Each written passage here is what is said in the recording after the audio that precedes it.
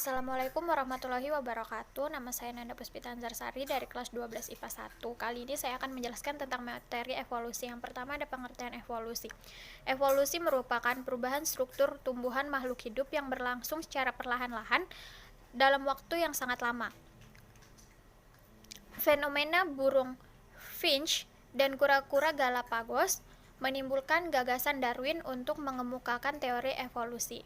Kombinasi tiga proses utama yaitu ada variasi, reproduksi, dan seleksi.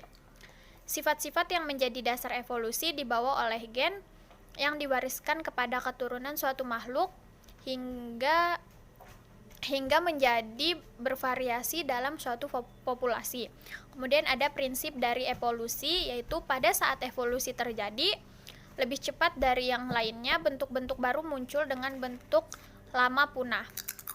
Spesies baru merupakan bentuk dari yang paling sempurna yang langsung hidup, tetapi berasal dari bentuk sederhana yang belum terspesialisasi. Evolusi terjadi dalam populasi, bukan dalam individu, oleh proses mutasi, reproduksi, diferensial, dan seleksi alam. Itu tadi ada 3 prinsip dari evolusi. Kemudian ada mekanisme teori evolusi biologi. Evolusi didorong oleh 2 mekanisme utama, yaitu seleksi alam dan hanyutan genetik. Seleksi alam merupakan sebuah proses yang menyebabkan sifat terwaris yang berguna untuk keberlangsungan hidup reproduksi organisme menjadi lebih umum dalam suatu populasi dan sebaliknya. Sifat yang merugikan menjadi lebih berkurang. Hal ini terjadi karena individu dengan sifat-sifat yang menguntungkan lebih berpeluang besar bereproduksi, sehingga lebih banyak individu pada generasi selanjutnya yang mewarisi sifat-sifat yang menguntungkan ini. Setelah beberapa generasi adaptasi, melalui kombinasi perubahan kecil, sifat yang terjadi secara terus-menerus dan acak dengan seleksi alam. Kemudian ada peristiwa evolusi biologi.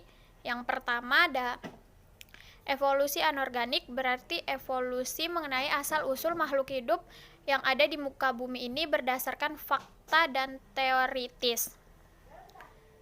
Yang kedua ada evolusi organik yang bisa disebut dengan evolusi biologis, merupakan evolusi filogis, yaitu mengenai asal-usul spesies dan hubungan kekerabatannya. Tadi peristiwa evolusi biologi itu ada 2. Lanjut, ada kategori dari evolusi. Yang pertama, evolusi progresif merupakan evolusi yang mengarah pada kemungkinan populasi suatu spesies akan bertahan hidup. Yang kedua, ada evolusi regresif, merupakan evolusi yang mengarah pada kemungkinan populasi suatu spesies menjadi punah. Lalu ada evolusi divergen dan konvergen, merupakan perubahan pada organ yang berbeda pada spesies yang memiliki hubungan kekerabatan yang jauh menuju kesamaan fungsi organ tersebut. Lalu yang terakhir ada bukti evolusi. Yang pertama ada rekaman fosil, perubahan bentuk fosil disesuaikan dengan lapisan bumi yang lebih muda. Yang kedua ada homologi. Semakin banyak kemiripan organ atau homolog antara spesies, semakin dekat hubungan kekerabatan di antara sebut. Terus yang ketiga ada embriologi, perbandingan. Embrio mengulangi proses evolusi yang telah dialami nenek moyangnya. Terus yang terakhir ada organ vestigal.